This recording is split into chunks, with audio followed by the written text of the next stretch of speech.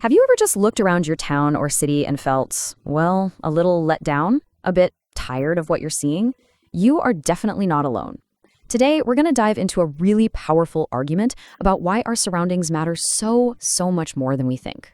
It's a question a lot of us have, but we don't really say it out loud, right?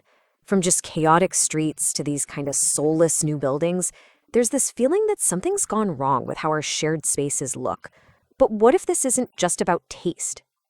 Well, according to the philosopher Alain de Botton, the reason for all this ugliness isn't just a lack of style. He says it's actually a failure of our systems, of our culture, and yeah, our politics. It's a sign that we've just stopped treating beauty like something we all need. Okay, so how did we even get here? Let's unpack the reasons behind this collective feeling of just visual blah. The real heart of the problem is this. As a society, we've basically stopped seeing ugliness as a big deal. We're just numb to it. We treat ugly buildings and jarring public spaces as a normal, unavoidable part of life now. And this comparison really makes you think. We get, and rightly so, very upset about a polluted river or climate change. I mean, of course we do. But when it comes to visual pollution, a hideous building, a street that's a total mess, there's pretty much silence. We don't see them as environmental problems, even though they affect how we feel every single day. So how does this not caring become a huge systemic issue? Why are we so numb to it? Well, the answer really boils down to a total breakdown of accountability. So in most parts of our lives, the market has this feedback loop, right? If a product is terrible, people stop buying it, and the company has to change. But when it comes to architecture and urban planning, that loop is completely broken. There's no real reason for developers to make beauty a priority.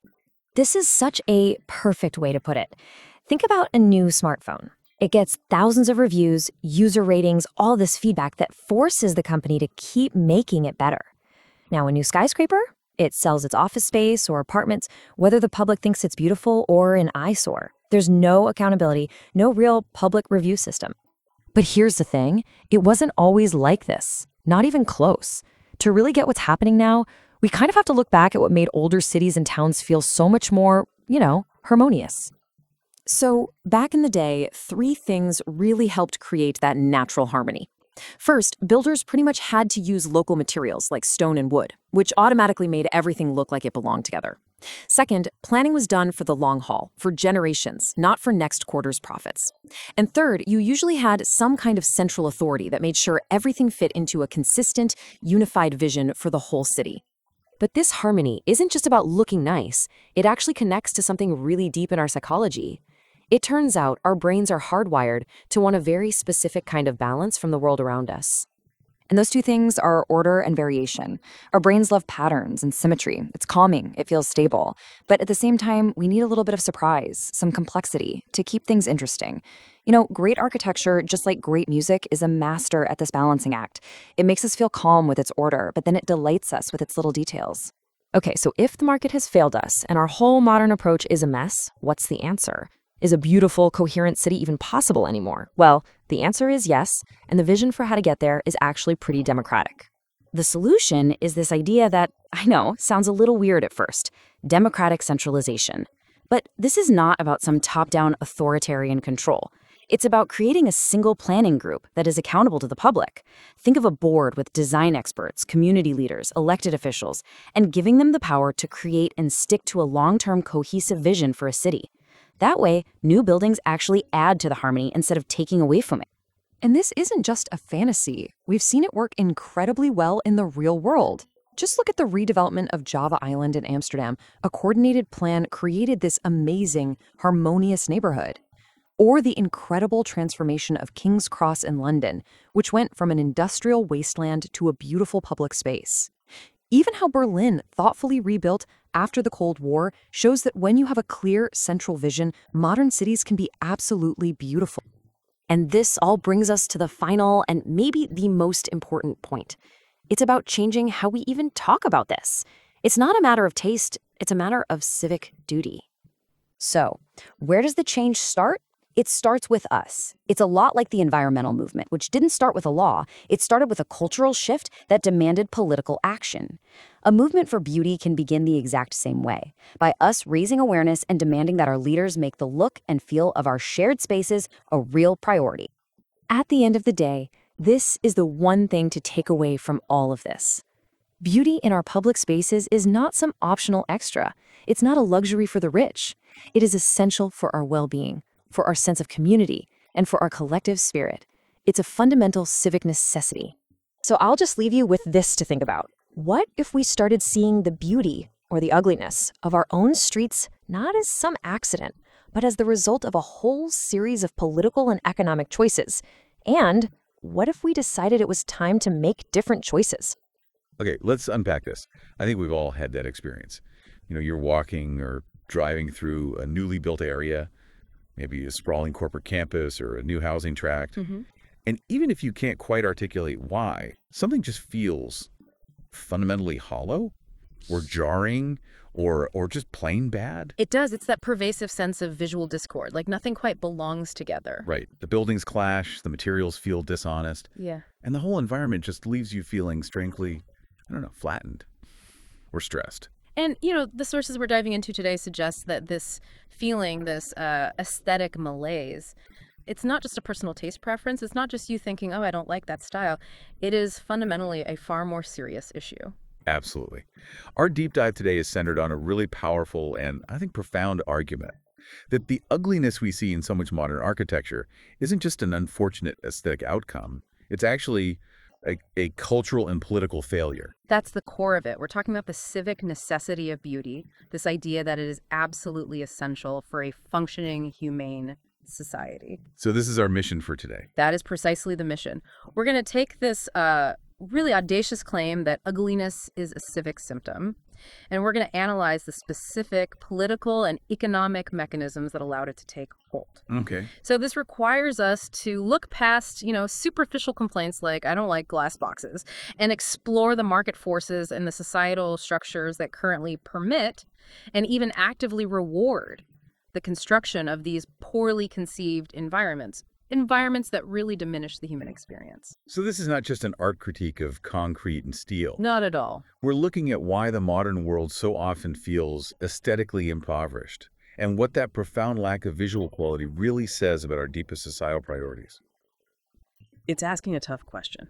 Oh. What do we tolerate and why? And the core thesis we're drawing from the sources is, I think, critical here. Beauty isn't some optional, luxury amenity you sprinkle on at the end if you have budget left. Like fancy landscaping. Exactly. It is a civic necessity. It's tied directly to maintaining human psychological harmony, to fostering social cohesion, and it influences the very act of preserving what we value in the world. So if we tolerate widespread ugliness, then we are signaling a deeper failure, a failure to care about the collective environment we all have to share. and here's where it gets really interesting, I think. Let's start with the central diagnosis of our current moment, which is this widespread apathy. Mm-hmm. So the first and maybe the most challenging observation the source material makes is that modern society has become profoundly numb to ugliness. Mm-hmm. Numb is the perfect word. We're just, in essence, aesthetically acclimated to the visual pollution that's all around us. We walk around surrounded by design choices that are actively harming our psychological well-being, and we rarely even register it as a problem worth fighting. That numbness is the crucial starting point. It's a complete normalization of the aesthetically mediocre or, the outright poor environment. And to really understand the scale of this, think for a second about the immense societal energy that we spend on fighting traditional environmental issues. Oh, absolutely. Climate change, pollution. You see global movements, huge legislative battles, massive public outcry against air pollution or the contamination of waterways or climate change, as we absolutely should. These are vital fights. They're critical issues, yeah. They demand a political response. But now compare that level of engagement to the response to, say, a monstrously ugly corporate headquarters being built downtown. Or a sprawling, repetitive housing development that just erases the landscape. Or a street that's just lined with visually chaotic, screaming signage. These are, according to our sources, equally serious forms of environmental degradation. They're Yeah. visual and psychological pollution, yet few, if any, raise the same level of sustained alarm. There's no, save the streetscape movement with that kind of political power. That contrast is so powerful. I mean, if you were to illegally dump toxic waste into a local river, the public outrage would be instant. Immediate. And the legal repercussions would be swift and severe. That's treated as an objective, measurable assault on the environment. Right. But if you construct an entire city block that psychologically degrades the inhabitants who have to live and work there, due to its sheer unrelenting visual monotony and its lack of human scale, society just kind of shrugs. Yeah, it's accepted as necessary development. Or the reality of economics. It's Yeah. what has to be done. And this leads us directly to the systemic gap. Our sources point out that there is virtually no political or social movement dedicated to defending beauty in the way that, say, food safety or consumer rights or even historical preservation are defended. So why is the outrage so muted? What is the single biggest intellectual obstacle that's preventing beauty from being treated as a serious public health or civic issue? And that's the critical reason for the apathy. It all resides in that widespread yet, I think, mistaken assumption that taste is entirely subjective. This is the intellectual get-out-of-jail-free card for all poor design. We have been taught, culturally, that any aesthetic critique is inherently relative, and therefore, it's kind of pointless to even bring it up in the public square. I see the mechanism there. So if I can prove, using scientific metrics, that my air is polluted, that's an objective, quantifiable fact. It demands immediate regulatory action. It demands accountability. But if you stand up at a city council meeting and you say, this new building proposal is visually offensive, it's soul-destroying, and it fails to respect the neighborhood scale, what happens? You get dismissed. The reflexive, social accepted response is, well, that's just your opinion. Who are you to judge? And this immediate subjectivist loophole, it completely defangs the critique. Right. It pushes the whole discussion out of the realm of public duty and civic responsibility. And shoves it into the little box of personal preference, which means it demands no political action, no responsibility. It's just your feelings.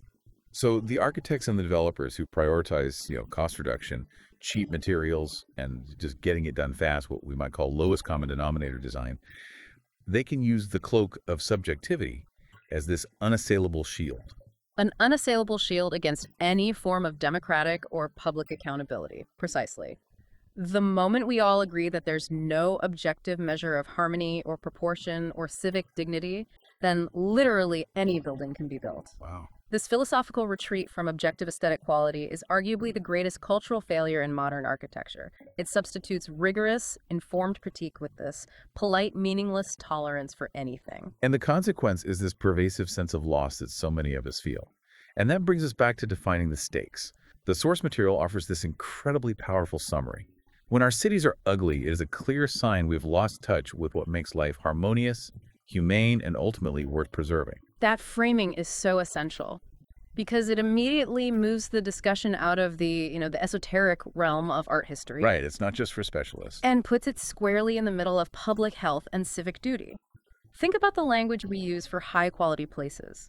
They're often described as restorative, calming, or uplifting. Sure. An ugly, chaotic, cheaply built city environment doesn't just hurt the eye. It signals a breakdown in our collective ability to visualize and then execute a humane future for ourselves. It's like we've stopped valuing environments that foster peace or contemplation or civic pride. Or maybe we've decided that those qualities are just secondary to speed and profit. And the result is a society where the visual environment consistently adds to rather than mitigates the daily chronic stress of modern life. That's not hyperbole, is it? No, not at all. The physical environment is the largest, most constant stimulus we experience every single day. If that environment is aggressively chaotic or banal or poorly scaled, it requires the human brain to constantly expend energy just filtering and interpreting conflicting information. So the diagnosis then isn't that modern architects are inherently bad artists. Not at all. It's that the system we've built prioritizes every other factor: cost, speed, square footage, profit. Right. Except for human harmony and enduring beauty. Okay, so if the system is the problem, let's turn now to the economics of that failure, specifically the really perverse incentives that drive the whole development process. Right. So if we accept that ugliness is a systemic problem, we have to analyze the economic incentives, or really the severe lack of them, that guide the construction industry.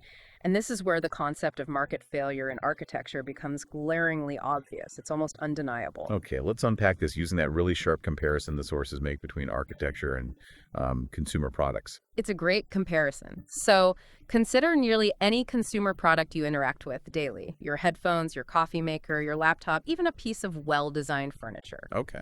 There is an extremely tight, immediate feedback loop. If the design is flawed or clumsy or unsightly or just fails to function elegantly, consumer feedback is immediate, and it's brutal. Oh, yeah. Sales drop, reviews are terrible. Sales drop, often rapidly. The designers are held accountable. The product gets refined in the next version, it's revised, or it simply fails to survive in the marketplace. Design is iterative and it's hyper-competitive. That makes perfect sense. I mean, the market forces designers to continually improve and optimize not just the function, but also the aesthetics and the user experience, because people just won't pay for an ugly or difficult to use gadget when a better designed one is sitting right next to it for the same price. Poor design gets punished, and it gets punished quickly. Now, compare that feedback mechanism to architecture. The entire system it breaks down. It's not there.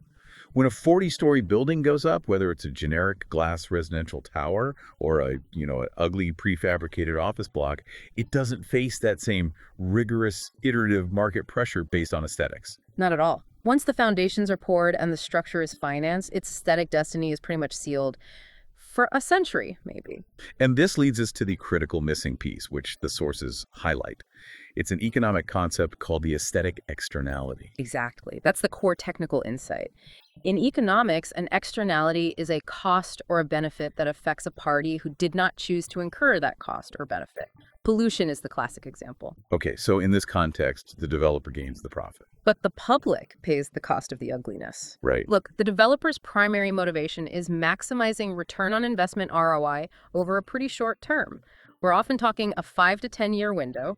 That's it. Sometimes even less. So if they can save, say, 3% on construction costs by using a cheaper, uglier facade material, or by eliminating complicated detailing and reducing construction time, that 3% directly translates into immediate tangible profit for them. The resulting ugliness, the visual stress, the degradation of the streetscape, the contribution to civic disorder, that cost is transferred entirely and indefinitely to the public, to the people who have to look at that building for the next 50, 70, 100 years. That is a profoundly important distinction. The developer absorbs the profit. Society absorbs the aesthetic debt. And because buildings sell or rent or stand, regardless of their appearance, location, square footage, price point are the primary drivers. Always. The aesthetic cost is basically irrelevant to the developer's bottom line. And this is the issue of a lack of a public review culture that's tied to real consequences. Once a building is approved and built, its fate is sealed. If the cheap material starts peeling after 10 years, or the proportions are just offensive to the eye, the building is still functional, it's still rentable, it still exists. Developers don't primarily market a building on its visual beauty relative to its neighbor, do they? They market financial metrics. X amount of square footage for this price. Exactly. The aesthetic quality of the external shell, the part everyone else has to experience, often ranks dead last on the priority list right after, the durability of the lobby flooring. So if a building is profitable even when it's ugly, where is the incentive to spend the extra time, the extra money, or the intellectual energy on making it beautiful? It simply doesn't exist, not within the current capitalistic structure of the construction industry. The ugly choice is often the rational, profitable choice for the individual developer. That is the tragic conclusion of this market analysis. It is. Because buildings sell irrespective of aesthetics, there's no real internal incentive for developers or architects to prioritize beauty.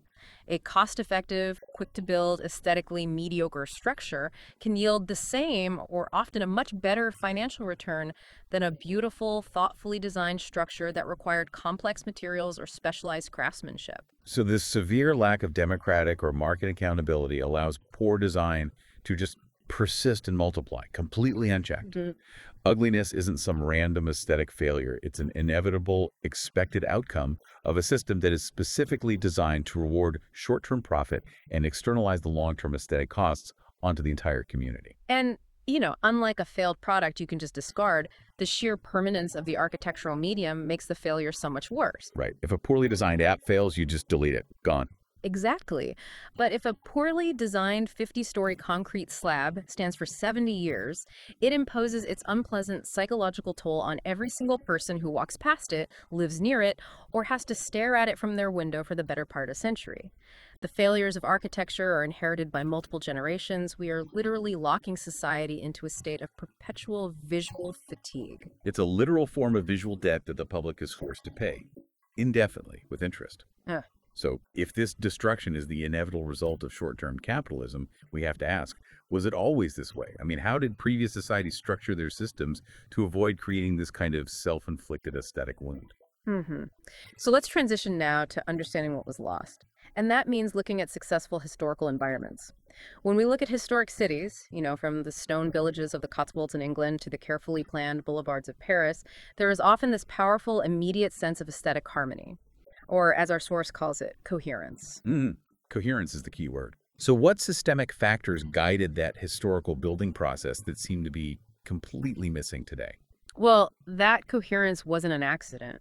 And it wasn't merely the result of having, superior artists or architects necessarily. It was the predictable outcome of systemic constraints and long-term intentions that are almost entirely absent in modern development. Okay. We can break it down into 3 specific factors, each of which ensured that buildings related harmoniously to one another, creating a kind of unified civic experience. All right, so walk us through the first and, I guess, the most practical pillar. Yeah. The role of limited materials. Historically, builders were restricted almost entirely by geography. They had to use local available materials, whether that was a specific color of stone from a local quarry or regional timber or a particular type of clay for making brick. Right, you couldn't just order something from halfway across the world. Exactly. The source material highlights that these material limitations naturally enforced an aesthetic consistency. You can consider the city of Bath in the UK, where nearly every single historical building is constructed from the same, very distinctive Golden Bath limestone.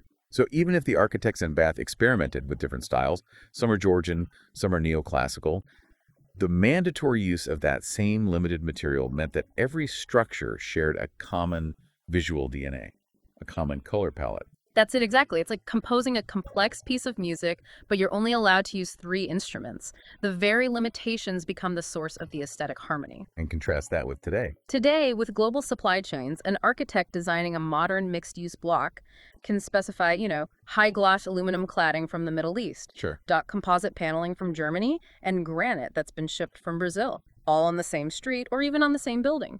And this technological freedom has paradoxically resulted in visual chaos because that mandatory unifying factor, the shared material palette, was completely removed. That's a powerful insight. The elimination of constraints leads directly to the elimination of harmony. Okay, so what was the second factor that ensured long-term quality? The second historical factor was the long-term generational planning that used to guide construction. This speaks directly to the intent of the builders and the funders.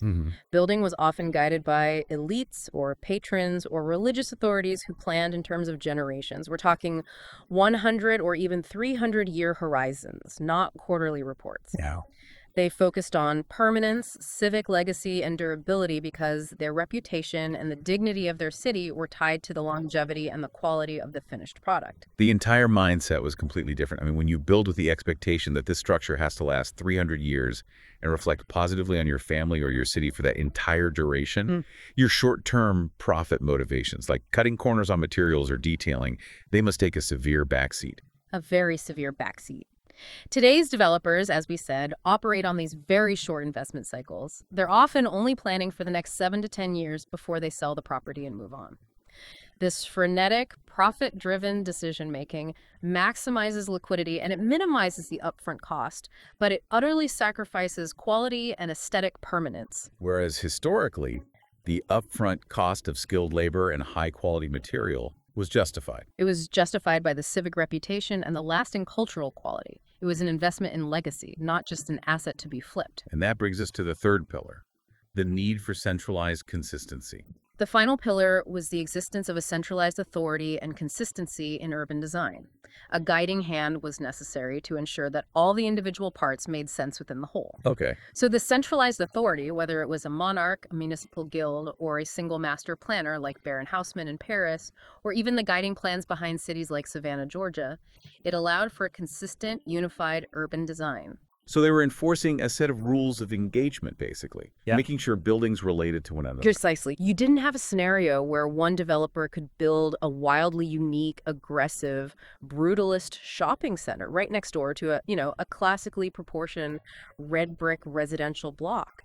The rules governing roof lines, material usage, street width, building height, they were clear, they were shared, and they were enforced. And that created a collective harmony. Because the individual buildings were designed to complement rather than compete with their neighbors. Yes. And that historical coherence is exactly what the fragmentation of modern capitalism broke apart. Now, instead of unified long-term plans or material constraints, we have a system where thousands of individual developers operate on these isolated, fragmented parcels of land, each one maximizing their own short-term profit without any reference to their neighbor or the overall streetscape or the long-term public good. And the result is the city that just screams. It doesn't speak. That's a great way to put it. Our sources note that modern cities became these chaotic environments where every single building is now visually competing for the observer's attention. Each one is striving to be the most unique or the most aggressive structure on the block just to signal its presence. And the overall sense of disorder and visual fatigue is just the inevitable collective result of maximizing all these uncoordinated individual decisions at the expense of the collective aesthetic experience. So the lack of beauty isn't a failure of architectural talent in a vacuum. It's a failure of governance, of coordination, and of long-term vision. Which leads us directly to the source's most, I would say, controversial suggestion for a systemic fix, the return of some kind of authority. Okay, here we get to the really sticky part of the argument. Our sources suggest that beauty often flourishes when a single, educated, or visionary authority guides urban design. Now, in a democratic society that values individual expression and decentralized decision-making, this idea of centralized control sounds, frankly, a bit restrictive, potentially dangerous even. it does, and that is the crucial nuance we have to address immediately. It's a very fair challenge. If we're arguing for centralization, isn't that inherently anti-democratic? How do we ensure this visionary authority doesn't just evolve into the unchecked, possibly subjective taste of one wealthy person or a small insulated committee? Forcing their personal preference on millions of people. Exactly. Yeah. We've seen historical periods where centralized taste led to architectural monotony or, oppressive conformity. How do we ensure that this proposed system is truly accountable and serves the public good rather than just the personal vision of a powerful few? And the source material is very, very clear on this point. This is not a call for a return to aristocracy or authoritarianism or some kind of cultural fascism. The goal is what we could call democratic centralization. Yeah, what does that mean? It means educated guidance, but applied with explicitly defined civic values. It means setting a high bar for quality, for proportion, and for civic dignity, which is then overseen by people who are trained in aesthetics and urban harmony. But, and this is the key, they are held accountable through transparent public processes. So we aren't talking about one person forcing their subjective style on everyone, like decreeing only neoclassical buildings are allowed from now on. No, not at all. We're talking about creating governance systems that enforce the highest standards of civic quality, coherence, and harmony.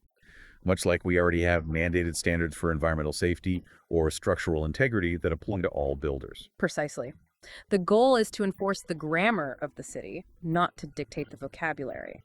It's about creating a unified vision that benefits the collective, ensuring that the aesthetic externality we talked about is minimized. And the sources provide specific, successful examples that prove visionary centralization can coexist with modern liberal society. Okay, let's look at Amsterdam's Java Island. What makes this a working model? Java Island was a large-scale docklands redevelopment.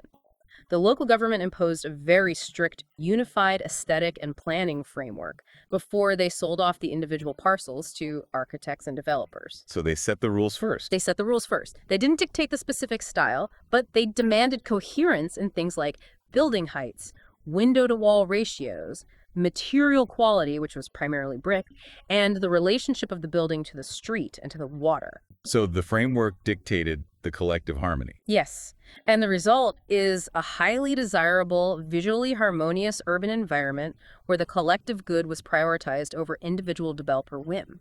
It actually allowed for dozens of different architects to express their individuality within a tightly controlled, high-quality framework. So it proves that constraints, if they're intelligently applied, can actually fuel collective creativity. They don't have to stifle it. That's the key takeaway.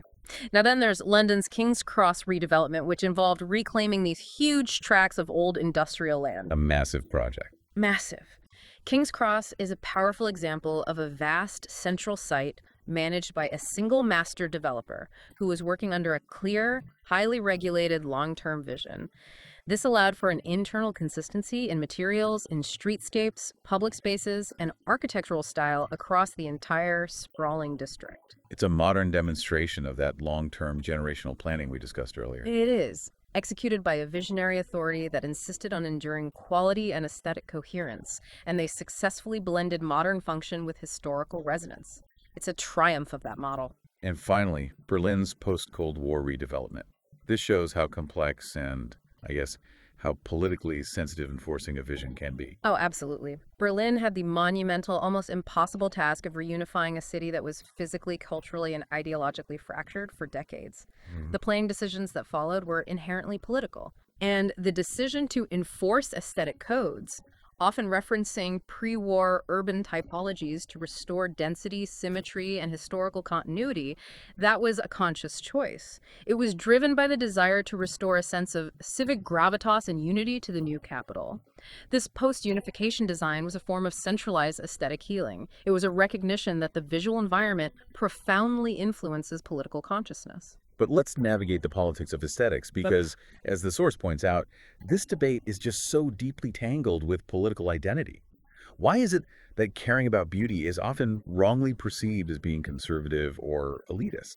It's a perception that's really rooted in the history of modernism. After the mid-20th century, certain strains of architecture, particularly functionalism and brutalism, became associated with progressive ideals. Right. These styles were seen as honest, democratic, stripped of all that fussy ornamentation, and intentionally divorced from the perceived oppression of historical aristocracy and, sentimentality. Therefore, caring about classical forms or proportion or visual harmony was often painted as backward-looking, as exclusionary, or as an expression of privilege. It's tragic, isn't it? The moment someone demands high quality, permanence, and civic dignity for all citizens, which is an inherently progressive idea, they risk being labeled a reactionary simply because they critique a cheap, functional concrete box, which has somehow been incorrectly designated as the aesthetic of the proletariat. That confusion is so profound. And it's further exacerbated when politically divisive figures promote aesthetics, but do so with, frankly, poor taste, as the sources note regarding Donald Trump's aesthetic interventions. Right.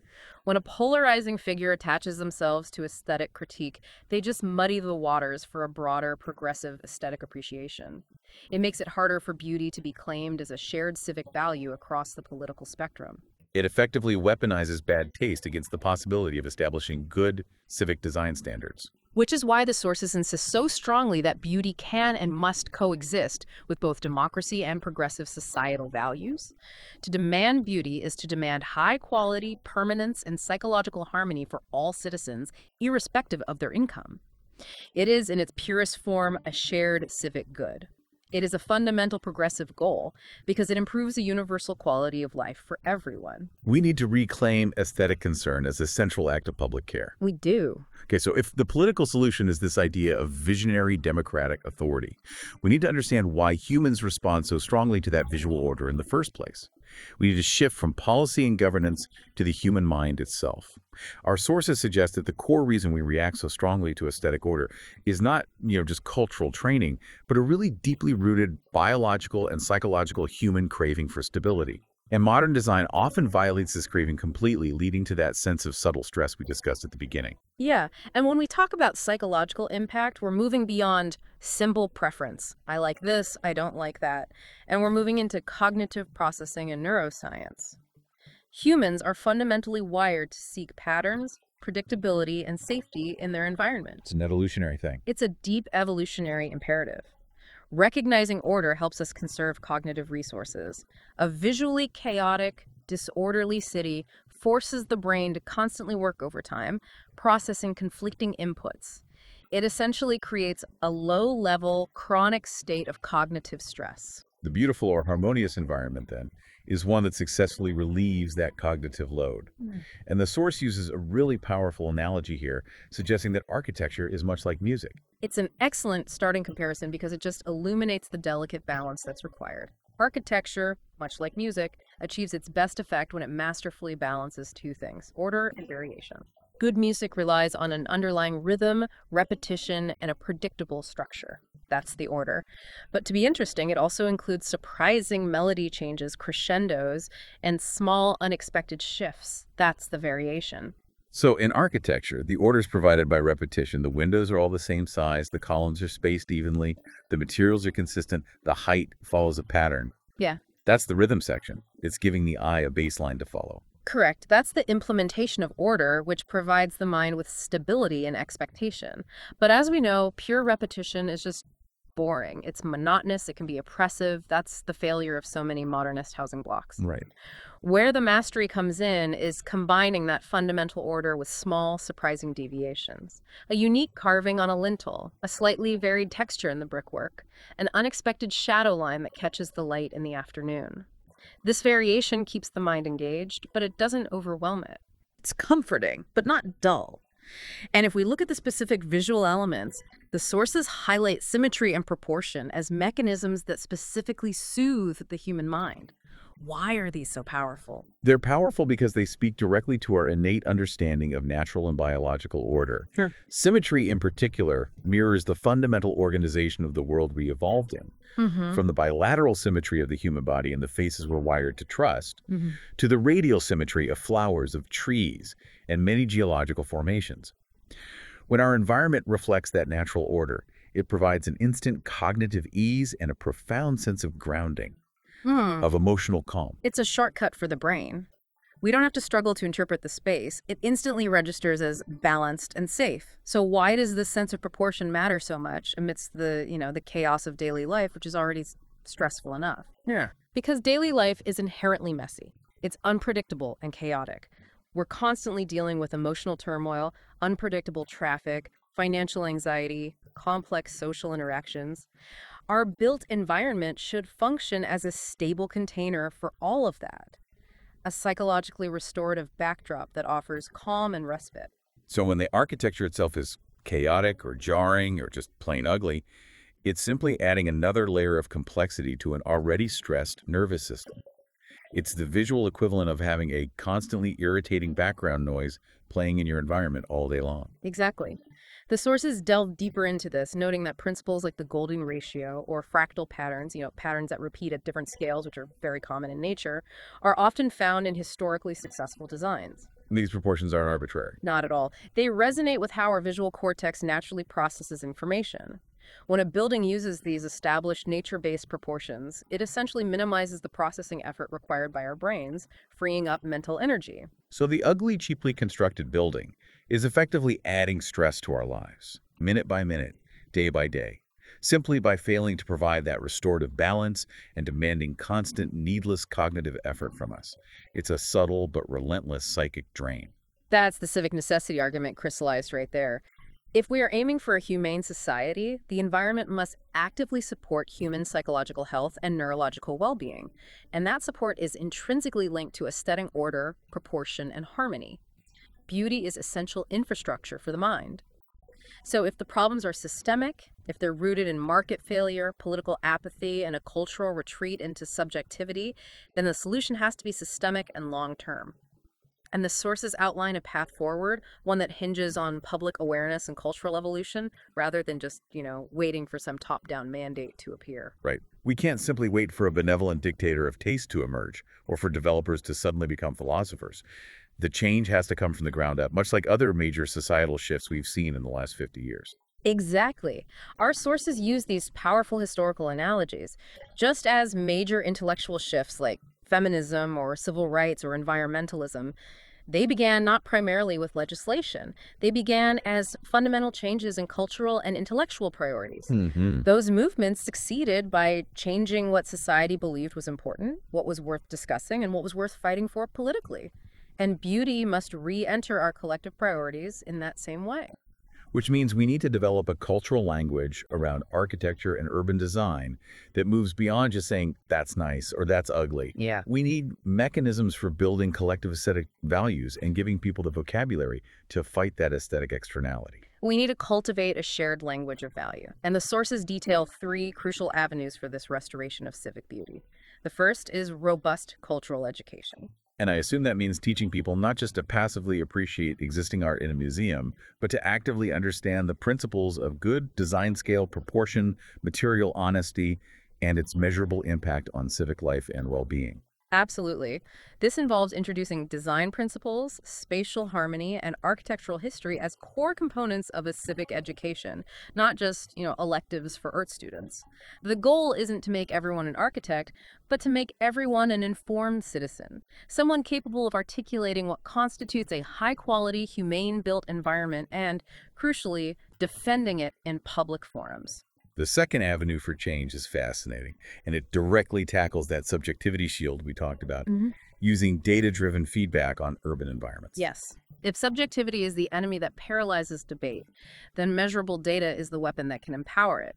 This involves using modern psychological, physiological, and even neurological tools like galvanic skin response or stress hormone measurement or eye tracking to empirically measure human response to different urban designs. So we move beyond, well, I don't like it, and towards this chaotic design measurably increases cortisol levels in 80% of the pedestrians who walk down the street. Exactly. If we can prove through hard data that a symmetrical, well-proportioned streetscape reduces stress, increases social interaction, and improves mental well-being demonstrably more than a chaotic, fragmented one, the argument moves definitively out of the realm of opinion and into the realm of measurable public health policy. That would provide the market accountability that is currently missing. Developers would suddenly face evidence that their cheap, ugly projects might be actively detrimental to the community, creating a measurable pressure point that regulators simply can't ignore. And the third avenue is what we can call aesthetic literacy, the ability for the average person to understand and articulate the principles of good design. This moves us away from just saying, I don't like it, to being able to articulate a reasoned critique that planners and developers have to respect. So instead of just saying, that new building is hideous, the aesthetically literate citizen can say something like, I find this building violates the principles of order and variation because its scale clashes violently with its neighbors, and the false curtain wall is fundamentally dishonest about the structure's material composition, violating principles of permanence and civic dignity. Precisely. This provides the average citizen with the critical vocabulary to engage with urban planners and developers on an equal intellectual footing. It would empower democratic accountability by turning silent visual pain into an articulate, politically actionable demand. And that leads to the final, really optimistic claim the sources make, which I love. We do agree on beauty more than we realize.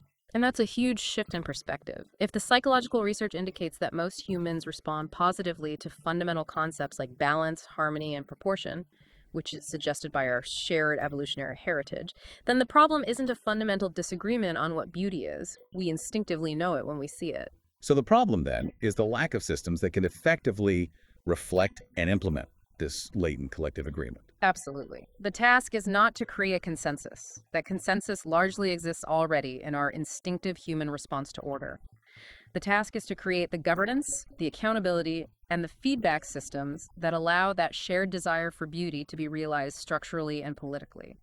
When we demand permanence, quality, and proportion in our shared spaces, we are demanding beauty, and that demand should be non-negotiable in the civic sphere. This deep dive has completely recontextualized what architectural ugliness means. Yeah. It's not a nuisance. It's a measurable, pervasive, moral, and political failing. Hashtag outro. So to synthesize the key takeaways for you, we've identified that the modern acceptance of ugliness stems from a societal numbness, which is enabled by the false philosophical premise that taste is purely subjective, which acts as a shield for developers. We established that market failure in architecture, where aesthetic quality is divorced from profitability, creating that aesthetic externality, is the primary engine of disorder. And we contrasted this with historical coherence, which was enforced by material limitations and that visionary generational planning. Exactly. And we proposed the solution. the need for a form of democratic centralization, proving that guided aesthetic authority can successfully restore harmony, as we've seen in places like London's King's Cross and Amsterdam's Java Island. Finally, we grounded this entire argument in psychology, recognizing that symmetry and order are not luxuries. They are civic necessities because they provide vital cognitive ease and emotional calm to the human mind. It's a powerful call to move beyond just passive observation and to recognize the quality of the built environment as a central political and public health priority. So what does this all mean for you right now? I mean, look up from where you are. Look at the building across the street or the structure outside your window and measure it against the standards we've discussed. Coherence, honesty of materials, proportion, human scale. If beauty is truly a civic necessity, something that's required for psychological health and social harmony, then we have to ask, what is the true comprehensive cost, economically, psychologically, and politically, of tolerating the pervasive ugliness in our shared spaces right now? That cost is being paid every single day in visual fatigue, in civic apathy, and in the quiet acceptance of environments that diminish rather than elevate the potential of the human experience. And that is your deep dive for today. Now go look at your world with fresh eyes and arm yourself with the right words. Welcome to the debate. Today our focus is on architectural aesthetics and specifically this profound claim that the perceived ugliness of modern cities isn't just a matter of taste. It is, according to the analysis in our source material, a serious cultural and political failure. It positions beauty not as some kind of luxury, but as a critical civic necessity, essential for our psychological well-being. Right. And the diagnosis is incredibly compelling. The idea that the physical chaos of our cities, all this sprawling and coherent architecture, is a direct result of market forces and political systems just completely neglecting the aesthetic needs of people. The source argues we've become, tragically, numb to ugliness, which it frames as a state of active social harm. Exactly. So we agree on the problem. The question for us, the unavoidable question, is the mechanism for correction. Given that these, deregulated market forces have just demonstrably failed to create humane cities, how do we fix it? I would maintain that to combat this fragmentation, this deep lack of accountability, we need some form of structural intervention, a visionary authority maybe, or democratic centralization to enforce shared aesthetic values. And see, that's where I come at it from a completely different direction. While I absolutely agree the failure is systemic, the solution has to be cultural. It has to be decentralized. I think genuine, sustainable change can only emerge through things like aesthetic literacy, public awareness, and large-scale education. Relying on any centralized authority, even if you call it democratic, it risks imposing taste and stifling the very cultural variety that a healthy society needs. So, my position is really rooted in the inescapable reality of this architectural market failure. It's a really unique economic problem that centralized guidance is, I think, best equipped to solve. The system has no accountability because, buildings sell no matter what they look like. As the source material points out, there's no review culture for architecture like there is for, say, a phone or a movie. If a phone is badly designed, it fails immediately. But a terrible building, once it's up, it sells its units, and the developer has zero economic incentive to do better next time. The math is just so simple. A developer saves, maybe $50,000 using cheap, standardized materials and ignoring basic design principles? Proportion, symmetry. That saving goes straight to their profit margin.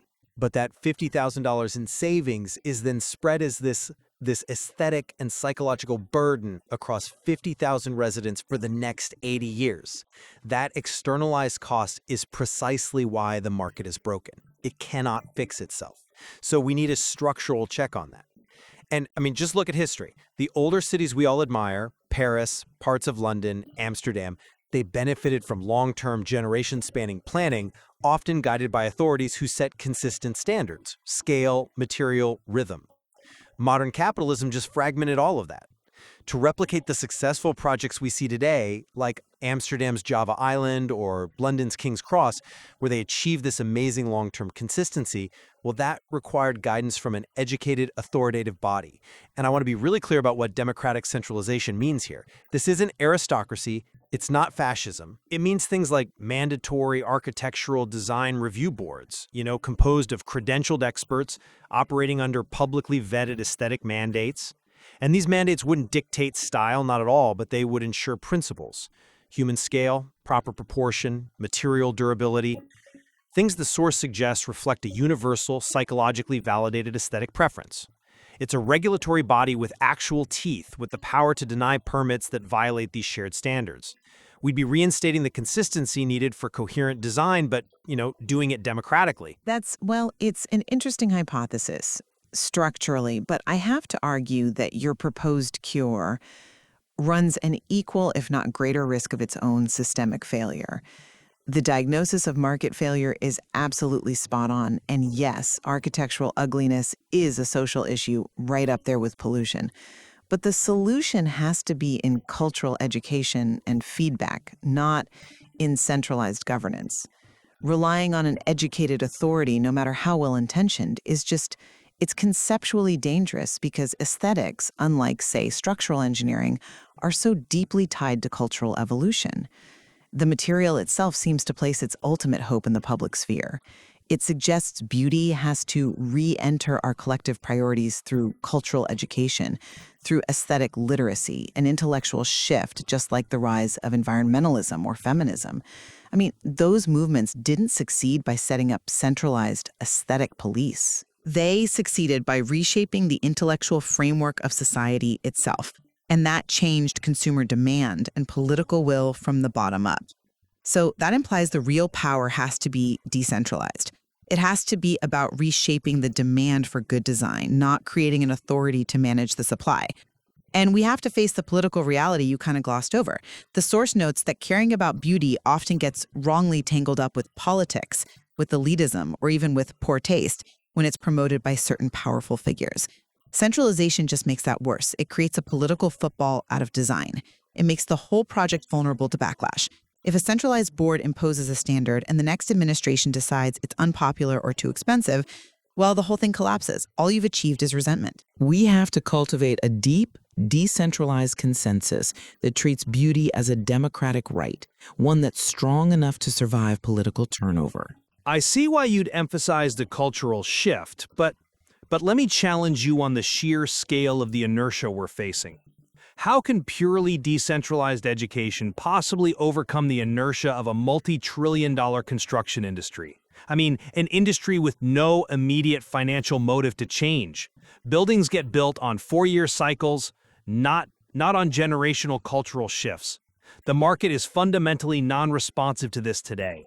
We're dealing with an immediate, I'd say, public health crisis of visual chaos. Relying only on literacy to fix this is like telling a whole city to wait until everyone understands physics before you fix a bridge that's about to collapse. We need immediate structural planning to restore the kind of harmony that comes from principles like symmetry and proportion, things the source confirms soothe the human mind. Waiting for aesthetic literacy to sweep the nation just feels dangerously passive. But that only solves half the problem. Well, I completely acknowledge the inertia. The market lacks that review culture. But your centralized solution, it just replaces that market failure with a profound accountability failure. Who holds your visionary authority accountable? What happens if they become intellectually stagnant? If they're focused on outdated ideas of classicism while ignoring new materials or new cultural needs? How do we get rid of them?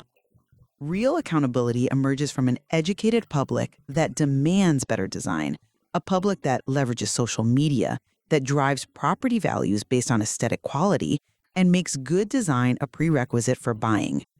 If the public is educated, the demand for cheap, ugly design it dissipates. It loses its cultural value, regardless of the cost savings. An imposed standard from above, even an intellectually sound one, it just risks becoming a barrier to cultural evolution, which is the exact opposite of what the material argues beauty should achieve. I'm just not convinced that the risk of stagnation outweighs the current reality of accelerating decay. I mean, historical precedent strongly supports the need for some kind of structural guidance. We can point to the success of architecture guided by long-term planning. Those authorities had the luxury of thinking in centuries. Modern short-term thinking, fragmented development, that is the direct result of abandoning that kind of coherent approach. Our democratic centralization is just a modern, transparent way to bring back that essential consistency. That's a compelling point. But I think we have to question the context of those historical successes. It's a bit too romantic to say it was all due to visionary elites. The source material itself reminds us that older architecture had this huge benefit of limited materials. Stone, brick, wood. Those materials naturally led to a degree of consistency, of harmony. The materials themselves dictated the visual rhythm of a city. Right, but modern materials, modern techniques, they allow for this unprecedented complexity and variation. Everything from glass curtain walls to cantilevered concrete. If you impose consistency today through a central authority, you might just stifle the necessary variation that has to balance order and design. The principles of beauty they're like music, right? Variation within a key structure is everything. And those principles have to be taught to the public and to developers, allowing them to implement them creatively, not just having a regulatory body impose a potentially stifling consistency. I agree. Variation is essential, but variation without order is exactly the urban chaos we have now. And your argument seems to rely too heavily on technology being the sole barrier. My point about history, about a project like King's Cross, is that it required massive land consolidation and a unified aesthetic across dozens of buildings built over decades. You just can't achieve that if you have 10 different developers on 10 adjacent plots, all optimizing for their quarterly profits, governed only by some vague notion of public literacy. You need structural consistency to guarantee the urban whole is coherent, not just the individual parts. Okay, let's talk practicality then. You dismissed the speed of cultural shift as too slow, but the transformation we need is fundamentally cultural. We saw it with environmentalism. For decades, the public was numb to pollution. It was only when cultural systems, media, education, public data, forced an intellectual shift that the market and the government finally responded. If society genuinely comes to believe beauty is a civic necessity, then the market levers shaped by that education will respond. And furthermore, how does your centralized authority stay aligned with progressive and democratic values? If it's meant to operate outside political cycles to have this long-term vision, how does it avoid becoming aesthetically static, a relic? The cultural marketplace of ideas driven by a literate public is just far more dynamic and adaptable than any permanent unelected board could ever be. I struggle to see how that math works out in time. You're suggesting we wait for literacy to catch up to the speed of concrete being poured. We are currently numb to ugliness, and every single year, thousands of visually offensive structures are going up that will stand for a century, locking in that psychological harm. A visionary authority provides the immediate intervention we need to align our environment with the aesthetic consensus that already exists, the universal human preference for stability, for proportion, for order, that is just currently being ignored. Literacy is the long-term goal, sure, I'll grant you that. But structural reform is the immediate tool needed to halt the decay. We have to distinguish between subjective taste and objective aesthetic principles. The authority I'm proposing would only enforce the latter, the mathematical, the psychological principles of coherence. This is not about choosing between Art Deco and brutalism. It's about ensuring that whatever the style, the building adheres to human scale and harmony. And that can be insulated from the political mess you fear by relying on demonstrable principles rather than shifting fads. But that's the classic technocratic trap, isn't it? Believing that aesthetic decisions can be entirely depoliticized and just reduced to objective principles. Even the application of symmetry is subject to cultural interpretation. The core issue remains power. An educated populace has the power to demand change and hold developers accountable through decentralized means. An aesthetic authority has the power to simply impose compliance. And that fundamentally undermines the democratic nature of shared space. So I maintain that cultural education, while slower, is the only sustainable path because it changes the value system itself. It makes good design intrinsically more valuable than short-term profit. So to summarize, the structural reality is that the architectural market is simply non-responsive to our aesthetic preferences. Because buildings sell no matter how they look, the profit mechanism can't be trusted to deliver humane cities. I reassert the necessity of a structural fix, call it visionary authority, call it democratic centralization, to impose the long-term consistency and coherence that is required for the well-being of our populations, a necessity this source deems urgent. And I'll reiterate my belief that enforced taste, even when it's backed by well-meaning experts and seemingly objective principles, it risks political capture and it's antithetical to long-term democratic health. The sustainable solution requires cultivating aesthetic literacy and public awareness as a profound cultural priority. We need to reshape market demand authentically from the ground up, rather than relying on an authority to manage supply, which I believe just courts political entanglement and aesthetic stagnation. Would you both fundamentally agree on the source's core premise? Beauty is not a luxury. It is a civic necessity, and the current system is failing us profoundly. Absolutely. Our disagreement is purely on the instruments needed to achieve that shared goal, whether structural governance can ethically and effectively guide aesthetics, or if cultivating cultural education is really the only path forward that respects the democratic nature of the spaces we all inhabit. It's a complex balance between immediate action and sustained cultural consensus that I think listeners will have to weigh for themselves.